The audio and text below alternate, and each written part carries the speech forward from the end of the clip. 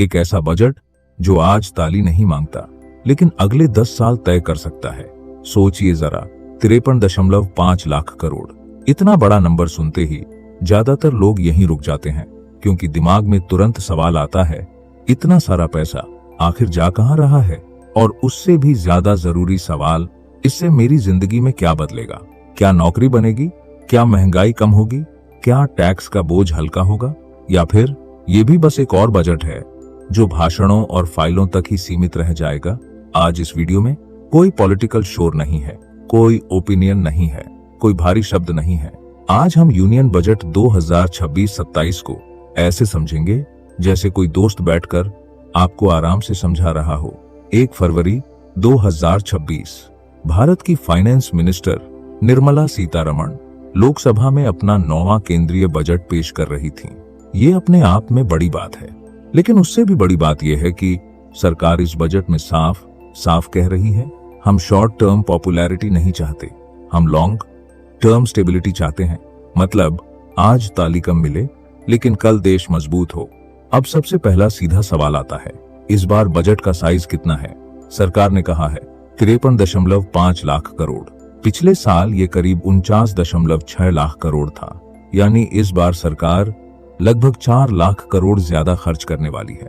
अब ये सुनकर कुछ लोग घबरा जाते हैं, इतना खर्च, उधार तो नहीं बढ़ेगा?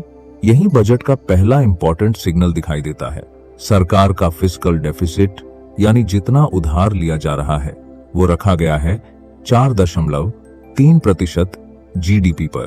पिछले साल ये 4.4% था। मतलब खर्च बढ़ा है लेकिन उधार कंट्रोल में है। घर की भाषा में समझिए, घर का खर्च बढ़ा है लेकिन ईएमआई बढ़ने नहीं दी गई। यही वजह है कि ग्लोबल इन्वेस्टर्स और मार्केट्स इस बजट को डर की तरह नहीं, डिसिप्लिन की तरह देख रहे हैं। अब एक और बहुत जरूरी नंबर पर ध्यान दीजिए, इंफ्रास्ट्रक्चर पर खर्च। सरकार ने इस साल 12.2 लाख करोड़, पिछले साल ये 11 लाख करोड़ था। इंफ्रास्ट्रक्चर का मतलब होता है सड़कें, रेलवे, पोर्ट्स, फैक्ट्रियां और लॉजिस्टिक्स, यानी ऐसा खर्च जो आज मजदूरी देता है और कल इकोनॉमी को चलाता है। ये पैसे सब्सिडी में उड़ते नहीं हैं, ये एसेट्स बनते हैं। अब सरकार ने पूरे बजट को 3 आसान सोच में बांटा है। पहली सोच है इकोनॉमी को तेज और स्टेबल बनाना, दूसरी सोच है लोगों की कैपेसिटी बढ़ाना और तीसरी सोच है हर किसी को ग्रोथ में शामिल करना। अब इन्हें एक एक करके समझते हैं। सरकार ये बात अच्छी तरह जानती है कि नौकरी भाषणों से नहीं बनती, नौकरी फैक्ट्रियों से बनती है। इसीलिए इस बार सबसे ज्यादा जोर मैन्युफैक्चरिंग पर है, खास तौर पर उन सेक्टर्स पर जहां दुनिया का फ्यूचर जा रहा है। दवाइयों का उदाहरण लीजिए, आज डायबिटीज और कैंसर जैसी बीमारियां बढ़ रही हैं। इनकी दवाइयां महंगी हैं क्योंकि हम ज्यादातर इंपोर्ट करते हैं। सरकार ने 10,000 करोड़ का प्लान रखा है जिसका मकसद है भारत को बायोफार्मा हब बनाना। मतलब रिसर्च, क्लिनिकल ट्रायल्स और मैन्युफैक्चरिंग सब भारत में। इसका फायदा सिर्फ कंपनियों को नहीं मिलेगा, पेशेंट्स को भी मिलेगा, क्योंकि दवाइयां सस्ती होंगी। अब अगर चिप्स की बात करें, आज मोबाइल हो, कार हो, एसी हो या फ्रिज, सब चिप्स पर चलते हैं। लेकिन ये चिप्स ज्यादातर बाहर से आते हैं। इसीलिए सेमीकंडक्टर मिशन 2 लाया गया है। सरकार चाहती है कि डिजाइन से लेकर सप्लाई चेन तक भारत खुद पर खड़ा हो। ये ओवरनाइट जॉब क्रिएटर नहीं है, लेकिन ये स्ट्रेटेजिक इंडिपेंडेंस है। अब टेक्सटाइल सेक्टर को देखिए, ये वो सेक्टर है जहां सबसे ज्यादा लोग काम करते हैं, खासतौर पर महिलाएं और ग्रामीण आबादी। सरकार टेक्सटाइल क्लस्टर्स को मॉडर्नाइज करेगी, स्किल्स अपग्रेड होंगी, मेगा टेक्सटाइल पार्क्स बनेंगे। मतलब गांव और छोटे शहरों में सीधे रोजगार। अब इंफ्रास्ट्रक्चर की बात को आगे बढ़ाते हैं। डेडिकेटेड फ्रेट कॉरिडोर्स बनेंगे, नेशनल वाटरवेज मजबूत होंगी, कोस्टल शिपिंग बढ़ेगी और हाई स्पीड रेल कॉरिडोर्स पर काम होगा। क्यों इतना जोर? क्योंकि जब सामान तेज और सस्ता चलेगा तो फैक्ट्री कॉम्पिटिटिव बनेगी और जॉब्स बढ़ेंगी।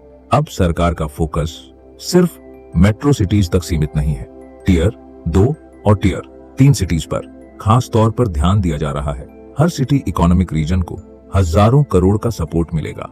इसका मतलब यह है कि लोगों को नौकरी के लिए शहर छोड़कर भागना नहीं पड़ेगा। अब यूथ की बात करते हैं। डिग्री अपने आप में जॉब नहीं देती, स्किल देती है। इसीलिए सर्विसेज सेक्टर पर इतना जोर है। Health care, tourism, animation, gaming, design, ये सब आने वाले समय के जॉब इंजन्स हैं। हेल्थ केयर में एलाइड प्रोफेशनल्स होंगे, केयर गिवर्स की जरूरत बढ़ेगी और मेडिकल टूरिज्म हब्स बनेंगे।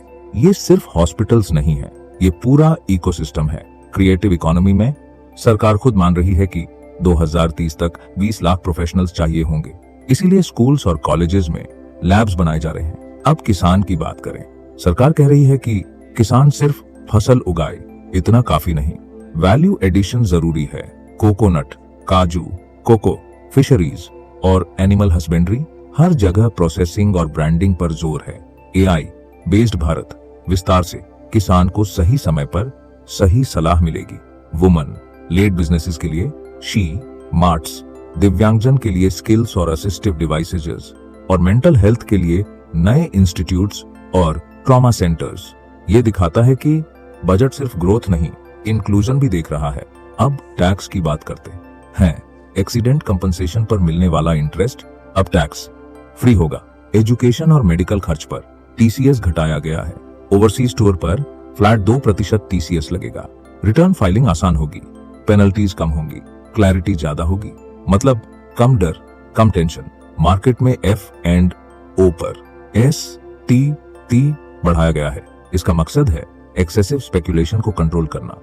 शॉर्ट टर्म ट्रेडर्स को असर होगा, लेकिन लॉन्ग टर्म इन्वेस्टर्स के लिए सिस्टम स्टेबल बनेगा।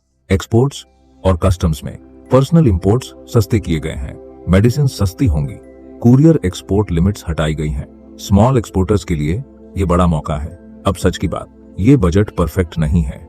एग्जीक्यूशन में टाइम लगेगा, जॉब्स बनने में समय लगेगा। स्टेट्स के साथ कोऑर्डिनेशन जरूरी है, लेकिन डायरेक्शन साफ है। अगर आप स्टूडेंट हैं तो स्किल्स और जॉब्स दिख रही हैं। अगर आप सैलरीड हैं तो टैक्स ईज दिख रही है। अगर आप बिजनेस में हैं तो इंफ्रास्ट्रक्चर और डिमांड दिख रही है। अगर आप इन्वेस्टर हैं तो स्टेबिलिटी दिख रही है। 53.5 लाख करोड़ का ये बजट कोई जादू नहीं है, लेकिन अगर इसे सही तरीके से लागू किया गया तो ये भारत को अगले 10 साल की ग्रोथ की स्ट्रॉन्ग फाउंडेशन दे सकता है। आपको क्या लगता है, ये बजट आपकी जिंदगी पर क्या असर डालेगा? कमेंट में बताइए। और दोस्तों, अगर आपको इस तरह की research based fact driven analysis videos पसंद आती है तो हमारे चैनल द ग्लोबल स्कोप को सब्सक्राइब जरूर कीजिए, क्योंकि यहाँ हम हेडलाइंस नहीं, रियल इम्पैक्ट की बात करते हैं।